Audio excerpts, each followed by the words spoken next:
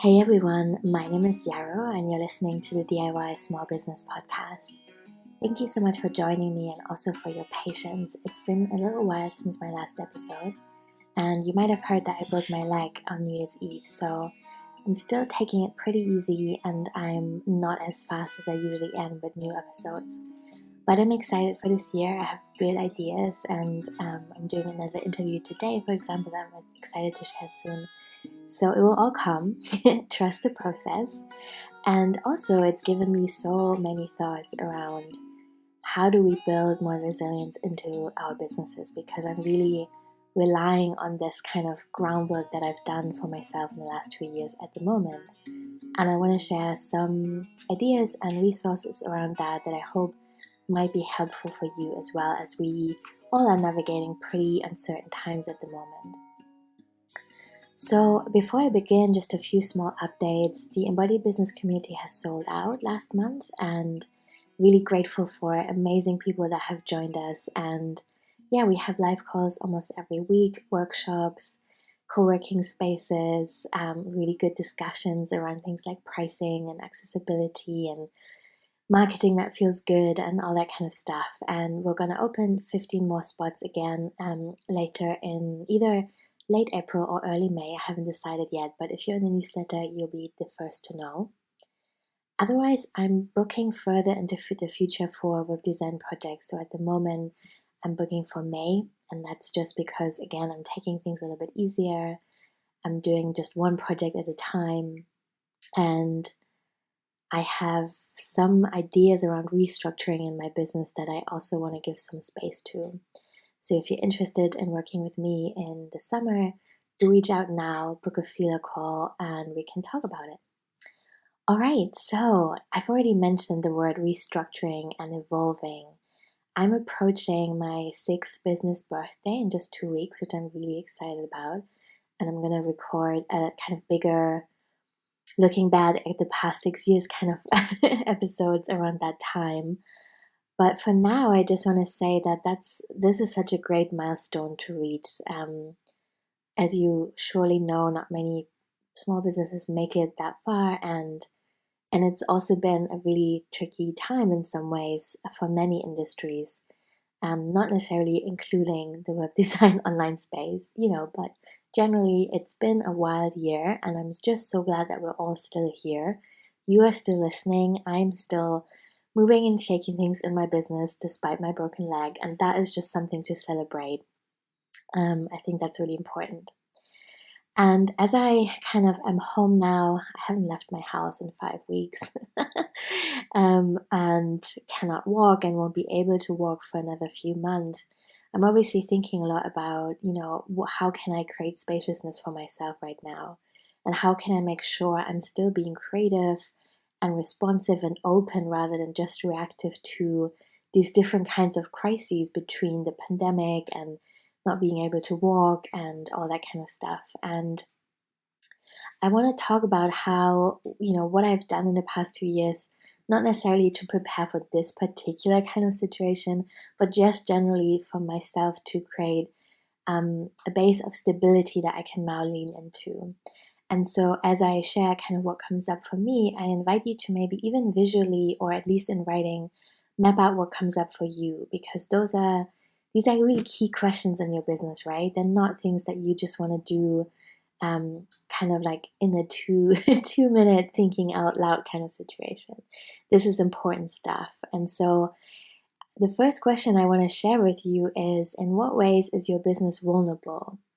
And I know maybe there's some resistance around even looking at that, and that's okay.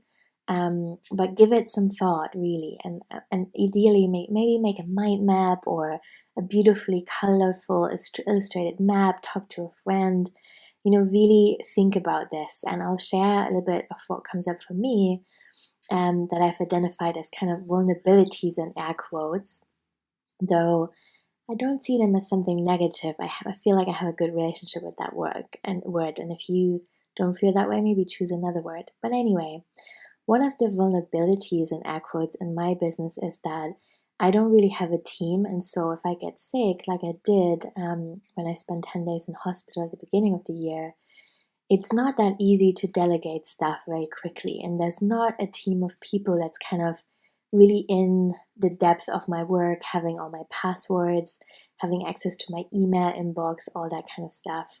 So that's something to think about. And I am still really happy with my decision of not building a team.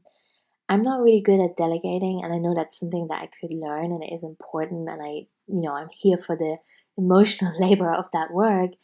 But I just also feel really happy working with myself, by myself, 100% in my own rhythm. I'm feeling really happy around minimizing the amount of calls I do each week so that I can be really present with the calls that I choose to do. For example, in the embodied business community or with my clients. And I just feel that I really don't want to add having to communicate a lot with my own team. And I also know that if I had a team and I hired people regularly, I would really want to have good, ongoing, connected working relationship with them. And that's not something that I have space for or want to make space for in my life right now. I have hired someone wonderful called Emily Crosby, and we're working together on my podcast, which I really want to dive deeper into. But this is kind of project-based work, and it's not a part of my day-to-day business operation at the moment. So that's where I'm at, and I'm just kind of really openly identifying that as a small vulnerability. If I'm getting sick, then there's not a lot of people that can pick something up for me. So that's one thing that would be on my vulnerability list. Another thing that I'm identifying or have identified in the past is not so much an issue for me anymore is that a lot of my kind of engagement or space to share my work was coming, especially in the beginning of my business, from social media. And I identified that can affect my mood in some ways. Like I have definitely, like I said and mentioned before, had good times on social media, made great connections, received inspiration and all kinds of ideas. But it's also been really draining at times. And there's definitely been the first 3 years moments where I just didn't feel like posting. I felt private and didn't really have something to share. I didn't want to make something up. I wanted it to feel meaningful and it felt like a lot of work.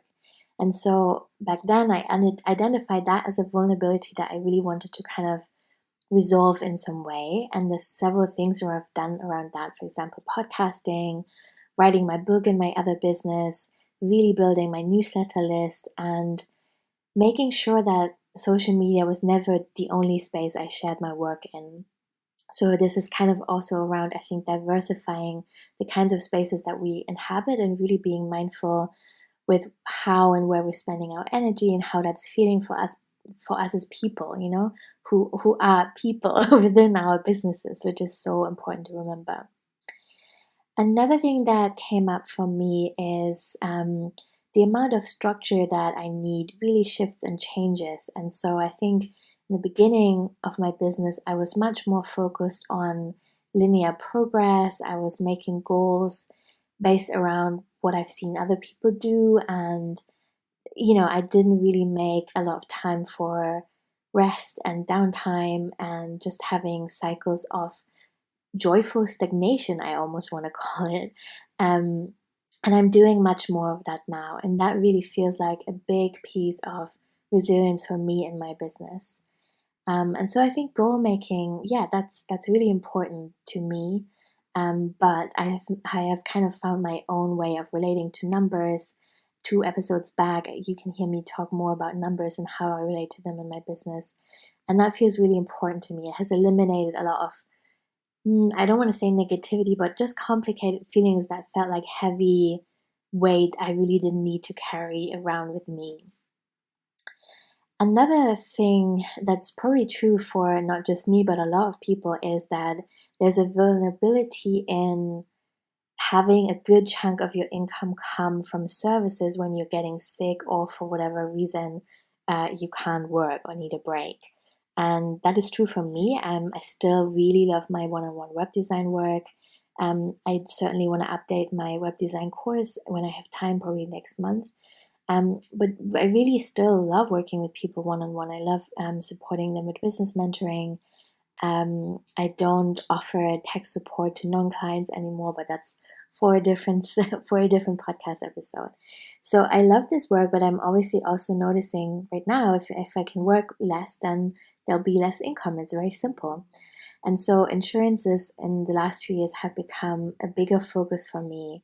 It took me a while, but I finally took out income protection insurance. And so in the UK and in my policy, how this works is that I pay a monthly amount, which is not so little, but then whenever I am sick for more than 4 weeks, I receive a fraction of my normal income paid by the insurance, and that just feels really good. I mean, this is great to be able to rely on right now, and it just kind of also takes a lot of fear off the table for me, I think, in the bigger picture of my business. So I think, insurances always have these different layers. Is it really about the money, or is it maybe also the feeling that you can buy yourself of knowing that you have created a sense of stability for things that could happen in your future? And for me, it really feels like that's making me a little bit more creative. And that's obviously amazing for my business. That's the space I want to be in. Another insurance that I have that feels obviously really great right now is accident insurance. So this covers me if I have a permanent injury from an accident, and it doesn't have to be big and dramatic like a car crash. I just slipped down the stairs on black ice. And so if, for example, I wouldn't be able to walk anymore after this accident, and I would need a significant amount of cash to remodel my house so that it's fully physically accessible in a wheelchair, then that would be my security net. And that accident insurance is pretty affordable. I think I pay about £4 because it's just so unlikely that that would happen. But you never know, right? And so I can't speak for insurance options in different countries, of course, but I just invite you to think about whether there's any fear that you're holding or any risk that maybe you could build an insurance around that would feel good for you. And as I mentioned, income protection insurance is a little bit more expensive because naturally the risk is higher. And I just want to name that I wasn't able to afford that in my first year in business necessarily. So if that's you right now, you're not alone. But I think it's just something that's good to keep an eye on and make a priority. You want to be able to really put that on your goal list as part of other things to make sure that you can afford the level of insurance that you want and need in your business. And yeah, so again, I would invite you to map that out, do a little bit of research around what you can find out, and really think of your goals as something that's very holistic. I think sometimes we think just about, putting a number X on how many clients you want to enroll this quarter or how much money you want to make, but it's so reasonable and important to identify other needs as well. Like maybe this is something like, I want to feel like I'm able to take time off. I want to feel that if I have an accident or I get ill, there's things in place for me to let that be okay. And that makes me feel good, right? I think another thing that many people identify as a vulnerability that they could build more resilience around in their business is the fact that we often work kind of in our businesses rather than on our businesses. So practically what that would look like is that you maybe are really engaged with your client work, you're creating new stuff, you're teaching, you're educating, you're reaching out, and that's your day-to-day work. But how often do you make time to really look at your year ahead, at your bigger picture visions, at maybe your vulnerabilities that I just mentioned? And that's just important work for any business owner. And I think it's really vital that we schedule that into our calendar. It builds resilience because it means that we're spotting structural problems or things that are misaligned much quicker than we do when we just kind of are with our heads down in our day-to-day business work all the time. Another thing that I think is important to build in resilience is to find a way of staying in touch with our numbers. So this is really unique, right? Like everyone is different in how we relate to numbers. Maybe looking at your Excel sheet doesn't feel that great. Maybe you are actually really beautifully set up with a software system. that you use for your bookkeeping. Maybe you know what you make and don't make every day, or maybe it's something that you only visit once a month. But you need to decide for yourself how much information or how much kind of real life info you need around your money, and really find a rhythm of staying in touch with that. Because I think when we get into this lull where we're like, oh, I think I make enough, this is X amount of money on my account right now, that feels all right, but we kind of are not really clear how much we're making week by week or month by month. There can again be structural problems, I think, that take much longer to spot. So one thing could, for example, be if you're not tracking the time that you're spending on each project, and it's kind of bleeding into time that you had allocated for other things, then maybe it will take you longer to recognize that actually you need to up your prices because the way you've worked on each project has changed. I know that was definitely true for me in the first few years of making websites for people, where things would just expand and expand, and I wanted to be generous and do another round of this and another round of that. And before I knew it, I was really spending much more time on each project, and it justified that I was asking more in compensation for that. So I really invite you to have a routine of checking in with yourself and your numbers. Another thing that's, I think, quite important is being able to ask for help. So that doesn't have to look like hiring out. It can do if there's tasks that you feel you don't want to do in your business anymore, or that feel just overwhelming and you have the budget for that. By all means, that's great.